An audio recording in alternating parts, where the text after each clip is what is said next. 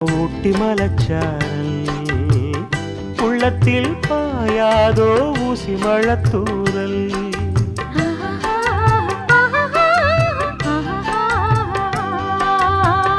என்னவோ ஏதேதோ இன்பம் பிறந்தாச்சு சொல்லவே தெரியாமே என்ன மறந்தாச்சு